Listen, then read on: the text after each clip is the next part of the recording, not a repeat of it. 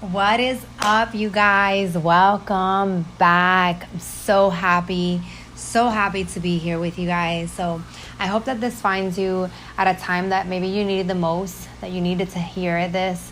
I hope that this finds you in a place where it's going to help you and that it reminds you how just loved and amazing you truly are. So, let me catch you guys up.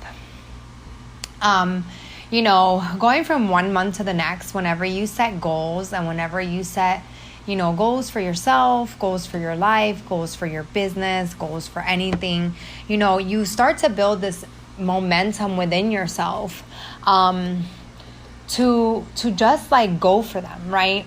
And it's crazy because I see this happening a lot, and I was like, you know what, somebody out there needs to hear this. Somebody out there needs to know that they're not alone. Somebody out there needs to realize that this just doesn't happen to themselves. And what I mean by that is when you start to create this momentum, it's just like like the spring, like you start to wind it and wind it and wind it, and boom, you take off, and you're like, why haven't I done this? Why haven't I already had this? Why haven't I already done this, right? But this is something that I see happen a lot, and this is not to be negative, especially in business and life and relationships. You're going from 1 month to the next, and you're doing amazing. Your team is doing great. You're doing phenomenal. Your numbers are good. There's more and more people growing, more and more people making money. At least for us, our company is in the best of the best right now in the last couple of months. In the last couple of months during everything that we're going through. And I don't know when you're going to listen to this or not, but if you've ever asked yourself, when is a good time to join, the time is now. Because through this all, we have just persevered in so many different ways and directions, and there's just so much more to come, you guys. So we are always open to mentor and coach and add new team members to our team, and we're overly expanding all throughout the world. So I'm super blessed, first of all, by that, and I'm super honored that my team is doing the same. My team is doing the same. I have single moms on my team. I have couples on our team. We have people that work 2 to 3 jobs that have been able to cut down to 1 job, and that have been able to supplement the income that they had originally lost because of the situation with COVID. So it's good, like it's growing, and it's affected us in a great way because we didn't let it affect us in a bad way. So because we didn't let what was going on around us that was negative affect us in a bad way, all we were able to do was push through and give more back, and then that's just going to come back to you in tenfold. So when you're going from 1 month to the next, I just want you to know to be prepared, because when you're about to hit those blessings in your life, when you're about to just you're going for everything and you're giving it your all, the blessings are going to come the moment that you stay focused, that you keep your focus and you continue to do what was working. And if you want to increase that, then you continue to do that times 2 times, times 3 times, times 4 times, times 10 times. The moment that you allow the enemy to take over your mindset, what you're thinking, take over your goals, take over your doubts, that is where the fear, the other F word, starts to creep in. And that fear can literally take you from just being in this full on, playing full out momentum to what the fuck am I doing right now? Right? So I want you guys to understand that that's very real, and that happens to a lot of people. So I can't sit here and tell you, I've never had doubts, I've never had fears. But the one thing that I can tell you that has allowed for me to be able to overcome all of that is focus. Straight fucking focus. FFF. Right? And just focusing on what matters, focusing on the main thing, focusing on how you can continue to give, focusing on what was working, because maybe you'll have something, not necessarily, you're not necessarily being attacked yourself. That's not what I mean. But what about the things that you love? Or maybe your car broke down, or maybe you started off the week wrong, or maybe you're just talking in your own head and you create this non-virtual reality that just spirals out of control because you're telling yourself things that are not even there and you're living in this what if world, right? That's what I mean by allowing the enemy to seep into your mind and by allowing the energy to take you away from what needs to be the main thing. Distractions are what cause you to become unaligned and unfocused when you don't focus yourself on the things that need to be focused the most. Something I read today was let go and let God. And that's what I'm normally used to. I'm normally used to listening to let go and let God. Let go, let God, let go, let God, let go. Even when I'm in my worst of my worst, I'm like, let go, let God. How many times do I gotta let it go? And I gotta let God do it, right? But something that really resonated with me today when I read it was let go, let God be God. And that just shrunk into my soul. I'm like, wow. We sometimes try to let go of things, of situations, of people, of relationships, of shit that we can't handle.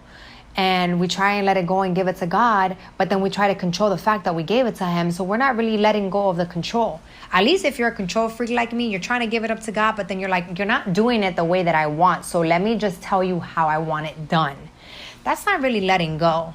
That's just you trying to micromanage like what you want it done. And God's like, no, you need to let me be God because that's who I am. And you need to be you. And let's grow in this. Learn the lesson. And I had that realization. I'm like, wow, what a great lesson to learn when you're going from one season of your life to another season of your life. Some people are in the middle season of their life.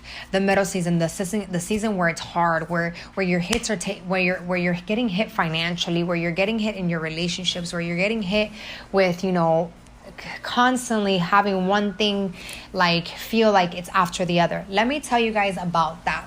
Whatever you speak life into will grow. Whatever you water will grow. So if you water your negative thoughts, they will continue to grow. And they will grow like weeds and they will spread like wildfire. And then you're not going to be able to know exactly where to start putting it all out. What I can tell you is cut that shit off at the root and say, I'm having these negative thoughts. I'm having this self-doubt, but I've already come this far. So why am I going to give up now? I used to have people in my life that would just say, you know what, it's one thing after another. Es una cosa después de la otra. And that's for anyone that's in Spanish. You now understand what I'm saying. And I realized that the moment you say that, you're not speaking life into your life.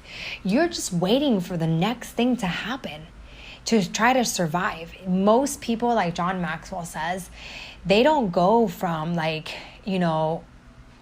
creating their life.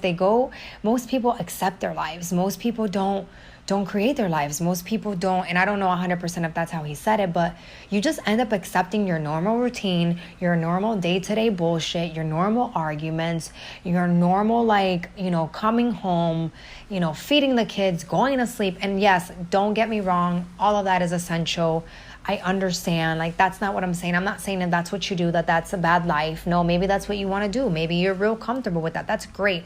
But there's a few people, a few percentage of people, a few thousands of people that are like, I don't want to do this shit every day. I don't want this to be the day that is just repeated times 1,000 and I am just bored with my life. Most people don't know what they want from life. Most people are asking themselves every day, why am I here at 3 a.m? Google, what am I meant to do? Google, what is my calling? And I think that when I was taken from a place of going from career to calling, it was a very hard decision, but it was a very simple one. All I had to do was obey, but it was hard because everything around me, the people that I love the most were questioning me, like, what are you doing? You're letting go of such a good career, of something so stable, of your nursing license, of this, of that. I still had people like, okay, you can always come back to work, or, don't ever let your nursing license expire. All of these people that at the end of the day love you and care about you, but they're so scared for themselves because they were never given the vision for them to do it. So they instilled their fears in you. Damn, have you ever thought about that? That maybe you were given such a good gift, but because other people live in such fear and they weren't given the vision that you were, that they can literally talk you out of your calling. So you'll always stay in your career And you'll never go from this career to calling. So who are you? What is your calling? What do you want? Where is your focus today, tomorrow, and continuously? A good friend of ours told us recently, win the day. Win the day. And it's amazing to hear that.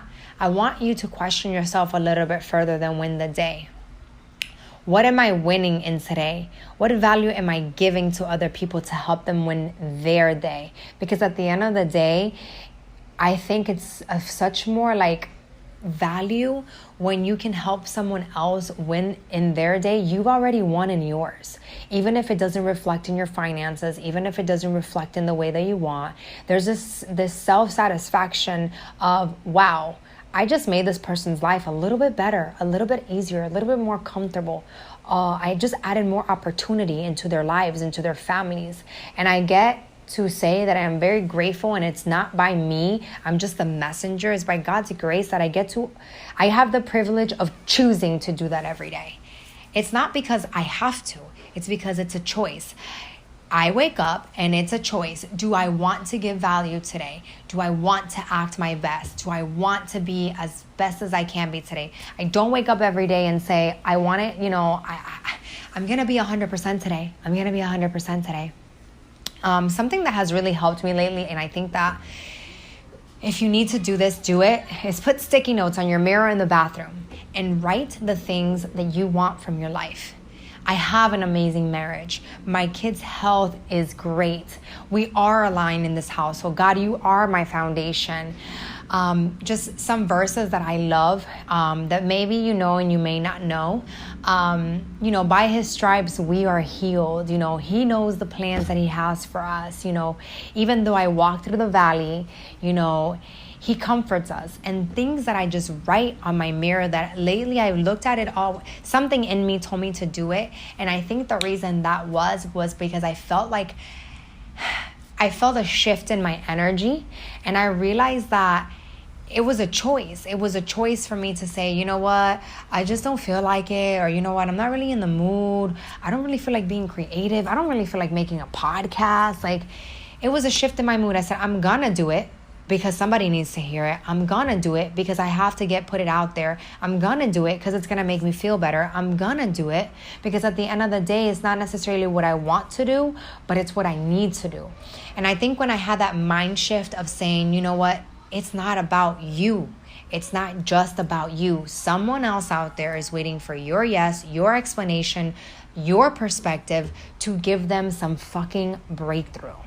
So I hope that you've already had breakthrough 5 minutes into this, right? If not, maybe listen to this a couple of more times. Maybe share this. Maybe go back to the other episodes that I've already done and start from the very beginning and allow yourself, your mindset to grow, your perspective to shift, and allow yourself to just be better because of it. So back to what I was saying, when you're right there, when you're about to be to your blessings, I want to leave you guys with this. The enemy is not going to attack your money. And maybe it is financially, right? The enemy really doesn't want your possessions. It doesn't want your cars. It doesn't really want your health. It wants your mind. It wants your mind. It wants your mind in the middle of peace. It wants to steal your focus. It wants to distract you from what, the main thing is. So figure out what the main thing is for you. What has allowed you until this day to not just survive, but to thrive? Are you adding opportunity into your life? I can't begin to explain to you guys how many people decided to join our team last month. Not just for physical results, because we do help in regards to people wanting to better themselves physically, but to also be and help themselves and their families more financially. And guess what happens? Life happens, challenges will happen.